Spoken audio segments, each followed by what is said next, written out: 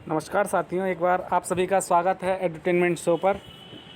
एक बार फिर हम हाजिर हैं यूपी टेट सी टेट बीओ परीक्षा 2020 के लिए बाल मनोविज्ञान एवं शिक्षा शास्त्र आज का विषय है हमारा। और आज हम जो है एक सीरीज लेके आए हैं 50 प्रश्नों की, जिसमें बहुत ही महत्वपूर्ण प्रश्न लिए हैं हमने, जो विगत वर्षों में पूछे जाते रहे हैं तथा जिनके आगामी वर्षों में आने की भी प्रबल संभावना है।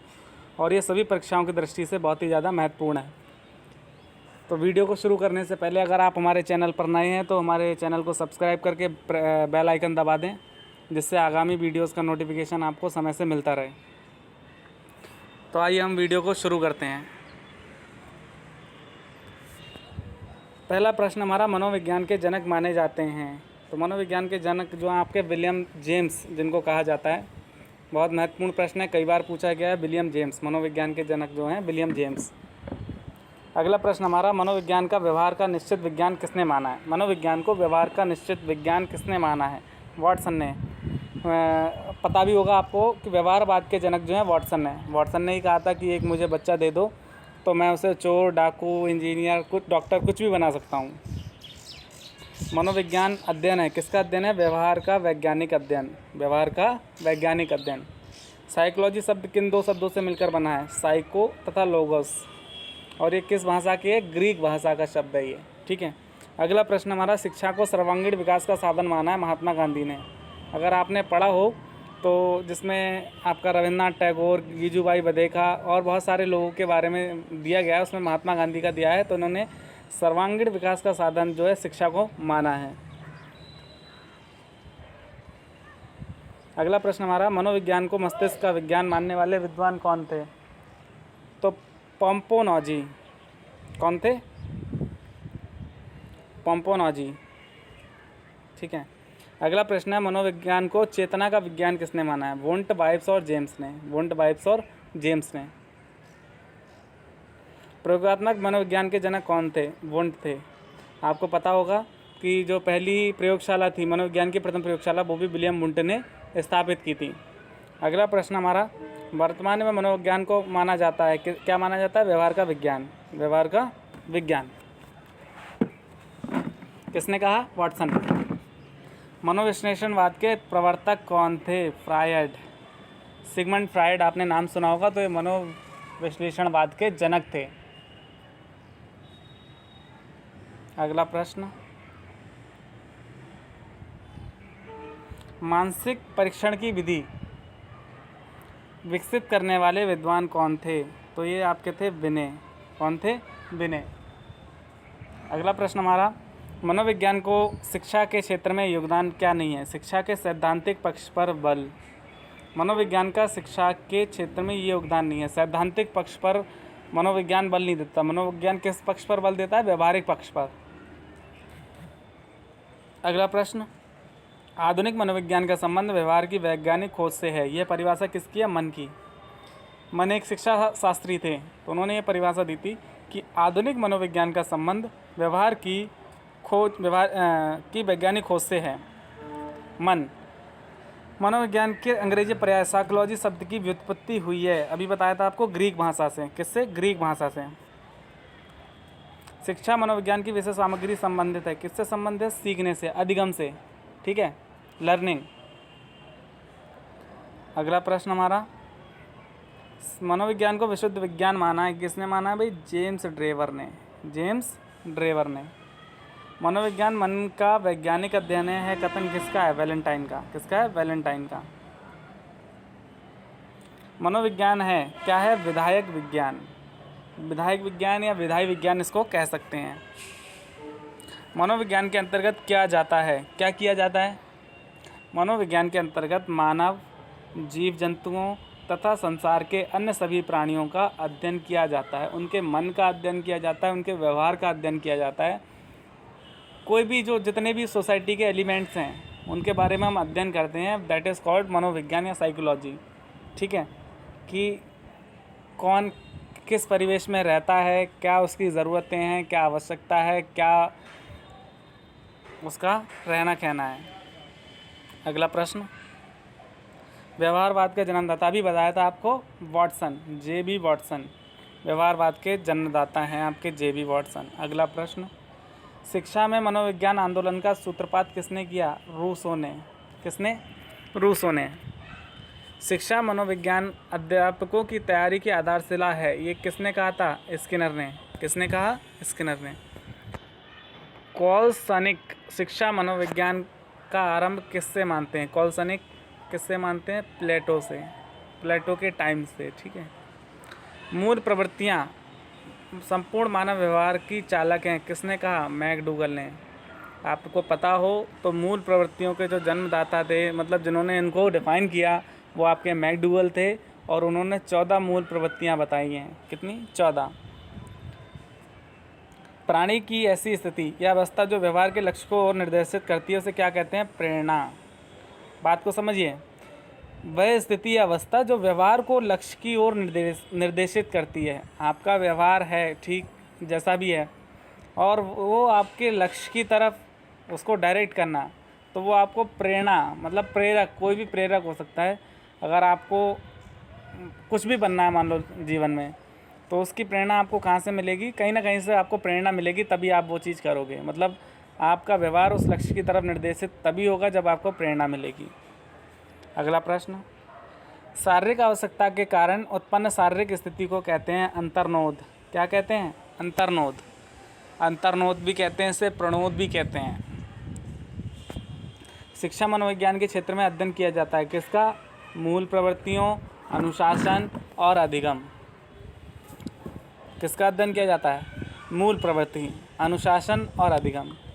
कोई भी बच्चा है या कोई भी वयस्क, कोई भी सही, जिसका हमें अध्ययन करना है, सबसे पहले उसकी मूल प्रवृत्तियाँ क्या है, उसका नेचर कैसा है, व्यवहार कैसा है। दूसरा अनुशासन। अनुशासन मतलब डिसिप्लिन, मतलब उसका तरीका क्या है, कल्चर क्या है। और तीसरा है अधिगम। अधिगम का मतलब लर्निंग, कि उसका सीखने का तरीका कैसा है, सीखने की गति कैसी है, वो आपका मनोविज्ञान के अंतर्गत अध्ययन किया जाता है। शिक्षण का मुख्य केंद्र होता है बालक। पता होगा सभी को, नई शिक्षा नीति आई थी 1986 में, उसमें चाइल्ड सेंटर्ड एजुकेशन CCE का प्रस्ताव था। और जो आज की शिक्षा है, हमारी वर्तमान शिक्षा, वो चाइल्ड सेंटर्ड ही है, बाल केंद्रित ही है। अगला प्रश्न, मनोविज्ञान शिक्षक को अनेक धारणाएं और सिद्धांत प्रदान करके उसकी उन्नति में योग्य देता है, किसने कहा था? कुप्पूस्वामी ने। ये कई बार आपको BTC की परीक्षाओं में और टेट, सुपर टेट में भी देखने को मिल जाएगा, प्रीवियस ईयर के पेपरों में और आने वाले वर्षों में। शिक्षा मनोविज्ञान की प्रकृति है, कैसी प्रकृति है? वैज्ञानिक प्रकृति है। बिल्कुल। तो शिक्षा मनोविज्ञान की प्रकृति कैसी है? वैज्ञानिक है। बिल्कुल वैज्ञानिक प्रकृति है। अगला प्रश्न, शिक्षा में बालक का संबंध किससे होता है? शिक्षक, विषय वस्तु और समाज। शिक्षक, विषय वस्तु और समाज से। कोई भी बच्चा जब स्कूल जाता है तो सीधा सीधा उसका जो जुड़ाव होता है, लगाव होता है, पहला शिक्षक से। ठीक है। उस शिक्षक को अपना आदर्श मानता है, आइडियल मानता है। जैसा शिक्षक कहेगा उसकी नज़र में वो सही है। दूसरा होता है विषय वस्तु, जो चीज़ वो पढ़ रहा है, किताब में अगर गलत लिखा हुआ है तो वो गलत को भी सही मान लेगा। तो दूसरा हो गया आपका कंटेंट या सिलेबस। और तीसरा है सोसाइटी या समाज। समाज में जो चीज़ वो देखता है होते हुए या करते हुए, तो वो उसकी जो छाप है उसके मस्तिष्क पर पड़ जाती है। तो इसका सीधा संबंध बालक से होता है। अगला प्रश्न, शिक्षक मनोविज्ञान का उपयोग किसके लिए करता है? स्वयं, बालक और अनुशासन के लिए। देखिए, शिक्षा मनोविज्ञान की आवश्यकता क्यों पड़ी, क्यों हमें ज़रूरत है शिक्षक मनोविज्ञान को पढ़ने की? भाई बच्चे को हम ऐसे ही पढ़ा सकते हैं, उससे जो भी पढ़ाना है। तो उसकी ज़रूरत हमें इसलिए पड़ी कि हमें उस बच्चे को कोई भी चीज़ जो सिखा रहे हैं वो कैसे सीखे इन अ डिसिप्लिन्ड मैनर, कि बच्चा जो है उस चीज़ को एक सरल तरीके से सीख ले, तो वो बहुत ज़रूरी है। तो उसके लिए मनोविज्ञान का उपयोग एक तो स्वयं के लिए टीचर करता है। टीचर जो है बच्चे के मन को पढ़ लेता है कि कौन बच्चे का स्तर कैसा है, किस में रुचि है। ठीक। दूसरा है बालक। बालक के बारे में उसे पूरा एक पोर्टफोलियो जो है टीचर के दिमाग में पहले ही तैयार हो जाता है कि बच्चे का कैसा क्या है। और तीसरा है अनुशासन। तीसरा बहुत ही महत्वपूर्ण है अनुशासन के लिए ज़रूरी है बाल मनोविज्ञान। अगला प्रश्न हमारा, मूल्यांकन किसके लिए आवश्यक है? छात्र और शिक्षक दोनों के लिए। भाई मूल्यांकन असेसमेंट से हम क्या करते हैं, बच्चे का देखो प्रोन्नत और उत्तीर्ण करना वो अलग चीज़ है, लेकिन जो उसका मूल्यांकन असेसमेंट है वो एक पूरे उसके वर्ष का जो है एक कह सकते हैं हम रिकॉर्ड होता है, जिसमें पता चलता है कि बच्चे ने कितना मेहनत किया, उसका अधिगम स्तर कितना हुआ, न्यूनतम अधिगम स्तर कितना है। तो इस सब चीज़ों को हम पता करने के लिए क्या करते हैं, मूल्यांकन करते हैं। अगला प्रश्न हमारा, शिक्षा मनोविज्ञान का अध्ययन अध्यापक को इसलिए करना चाहिए इससे वह अपनी शिक्षण को प्रभावी बना सकता है। बिल्कुल बना सकता है। देखिए शिक्षा मनोविज्ञान का जो प्रयोग है बहुत पहले से होता आ रहा है, जिसके प्रयोग से वह अपने शिक्षण को प्रभावी बनाता है। वह बच्चे के साथ सामंजस्य बैठाकर और उसके अनुरूप ही पढ़ाई करवाता है। अगला प्रश्न हमारा, शिक्षा मनोविज्ञान आवश्यक है शिक्षक, छात्र और अभिभावक तीनों के लिए आवश्यक है। ये प्रश्न जो है लेकिन शिक्षक के लिए स्वयं के लिए भी आवश्यक है और छात्र के लिए तो ही आवश्यक, और अभिभावक के साथ भी सामंजस्य बैठाने के लिए, क्योंकि बच्चा स्कूल में तो शिक्षक के साथ रहता है, सीधा संबंध होता है, घर पे जाके अभिभावक ही उसका जो है शिक्षक होते हैं, गुरु होते हैं। अगला प्रश्न हमारा,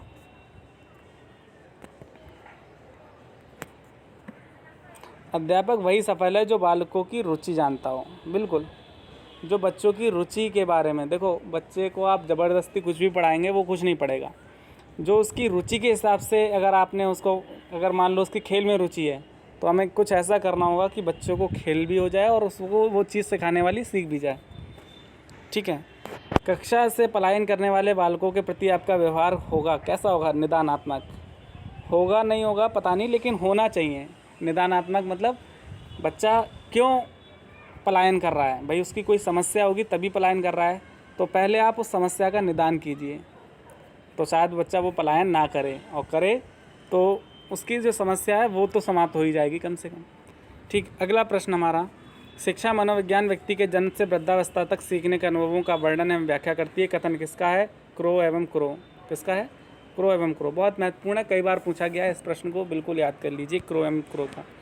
देखिए बहुत सारी परिभाषाएं हैं मनोविज्ञान के अंतर्गत, तो सभी को तो हम नहीं देख सकते, लेकिन हाँ एक जो बहुत महत्वपूर्ण होती हैं उनको हम देख लें, क्योंकि परिभाषाएं कम से कम 2 या 3 हर पेपर में, प्रश्न पत्र में पूछी जाती हैं। इनकी संख्या ज़्यादा, कम से कम 5 भी हो जाती है, तो परिभाषाओं के ऊपर विशेष ध्यान दें। अगला प्रश्न हमारा, शिक्षा मनोविज्ञान एक शिक्षक के लिए मूल्यवान है, उसका सबसे महत्वपूर्ण कारण है उसे विद्यार्थी के बारे में ज्ञान मिलता है। तो भाई एक शिक्षक के लिए सबसे महत्वपूर्ण क्या है? बच्चे के मन को पढ़ना, और उसके लिए सबसे ज़रूरी क्या है? मनोविज्ञान, मन का विज्ञान। तो शिक्षक के लिए बहुत ही ज़रूरी है, उससे बच्चे के बारे में ज्ञान मिलता है। मनोविज्ञान शिक्षा का आधारभूत विज्ञान है, ये किसने कहा था? स्किनर ने। किसने? स्किनर ने। अगला प्रश्न, भूख किस प्रकार का अंतर्नोद है? धनात्मक। अंतर्नोद, प्रणोद बताया था, तो भूख जो है एक तरीके का धनात्मक अंतर्नोद है। एक कार्य के सीखने के दूसरे कार्य के सीखने पर कोई प्रभाव नहीं पड़ता, तो इस प्रशिक्षण को क्या कहते हैं? शून्य प्रशिक्षण स्थानांतरण। पढ़ा होगा आपने कि बहुत सारी चीज़ें होती हैं, अगर हम एक चीज़ करते हैं तो अगली चीज़ का पिछली चीज़ से जोड़ लेते हैं, मतलब जो पहले आपने सीखा उसका अगली चीज़ में, जैसे आपने पढ़ा होगा पूर्व ज्ञान, तो पूर्व ज्ञान क्यों हम चेक करते हैं? जिससे बच्चे के बारे में हमें पता चल जाए कि उसका स्तर कितना है, उसने कितना पढ़ रखा है। तो अगर वो नहीं है तो वहाँ पे क्या होता है? शून्य प्रशिक्षण स्थानांतरण होता है। वहाँ पे उस बच्चे को जो पीछे सीखा हुआ वो सब भूल गया। अगला है आपका, अंतर्दृष्टि सिद्धांत के प्रतिपादक कौन है? तो अंतर्दृष्टि या सूझ का सिद्धांत पता होगा आप सभी को, कोहलर ने दिया था। किसने? कोहलर ने। थॉर्नडाइक का सिद्धांत किस नाम से जाना जाता है? प्रयास एवं त्रुटि का सिद्धांत। थॉर्नडाइक याद होगा, बिल्ली के ऊपर उन्होंने प्रयोग किया था, प्रयास, प्रयत्न एवं त्रुटि का सिद्धांत। ठीक है। अगला प्रश्न है आपका, स्किनर द्वारा दिए गए अधिगम सिद्धांत, सक्रिय अनुकूलित अनुक्रिया सिद्धांत किसके ऊपर किया था? चूहे के ऊपर। तो ये सिद्धांत भी बहुत महत्वपूर्ण है। भाई पावलोव ने कुत्ते के ऊपर किया था, स्किनर ने चूहे के ऊपर किया था। थॉर्नडाइक द्वारा प्रतिपादित सीखने के मुख्य नियम कितने हैं? 3 सीखने के नियम दिए थे इन्होंने, ठीक है। उसमें एक करके सीखने का था, एक अनुभव द्वारा सीखना था, एक और था कोई। अगला प्रश्न आपका, कोलर का प्रयोग सीखने के किस सिद्धांत से संबंधित है? सूज से। किससे? सूज से। सुखदायक प्रभाव से संबंध पक्के होते हैं और दुखदायक प्रभाव से कमज़ोर होते हैं। यह नियम कौन सा है? प्रभाव का नियम। तीसरा नियम, हाँ, प्रभाव का नियम है ये भी किसने दिया था? थॉर्नडाइक ने। अगला प्रश्न हमारा, किसी कार्य को सीखने में पुरस्कार मिलने का क्या प्रभाव पड़ता है? प्राणी उस कार्य को जल्दी सीख लेता है। ये तो बिल्कुल प्रैक्टिकल चीज़ है, आप इसको अपने आसपास आजमा कर देख सकते हैं कि अगर आपको किसी चीज़ के लिए पुरस्कार मिलना होगा तो आप उस चीज़ को बहुत जल्दी सीखेंगे और बहुत अच्छे से करेंगे। और अगर कोई ऐसे ही क्लास में टेस्ट, सरप्राइज़ टेस्ट हो गया तो उसमें आपकी परफॉर्मेंस लो रहेगी। और जो यदि आपको कोई बुरी आदत है जिसे आप चाहते हैं कि छात्र अनुकरण ना करें, तो आप क्या करना पसंद करेंगे? उस आदत को छोड़ देंगे। ठीक है। अगर हमें चाहते हैं कि कोई चीज़ दूसरा आदमी ना करे या दूसरा उस चीज़ को पालन ना करे, तो सबसे पहले हमें खुद उस चीज़ को त्यागना पड़ेगा, छोड़ना पड़ेगा। अगला प्रश्न हमारा, स्मृति का स्थान मस्तिष्क में नहीं बल्कि शरीर के अवयवों में, यही कारण है कि हम करके सीखते हैं। किसका कथन है? ये डॉक्टर मैस का कथन है। किसका है? डॉक्टर मैस का। अगला प्रश्न हमारा, किस मनोवैज्ञानिक ने सीखने की सामग्री में नॉन सेंस सिलेबस की रचना की? एबिंगहॉस ने। तो हम वीडियो को यहीं समाप्त करते हैं। आशा करते हैं आपको वीडियो अच्छा लगा होगा और आपके काम आएगा। अगर आपको हमारा वीडियो अच्छा लगा तो वीडियो को ज़्यादा से ज़्यादा शेयर करें, लाइक करें। अगर आपका कोई प्रश्न है या कमेंट है तो आप कमेंट सेक्शन में पूछ सकते हैं। अगर आप हमारे चैनल पर नए हैं तो चैनल को सब्सक्राइब करें, ज़्यादा से ज़्यादा शेयर करें और मिलते हैं अगली वीडियो में नए टॉपिक के साथ। तब तक के लिए नमस्कार। Thank you very much.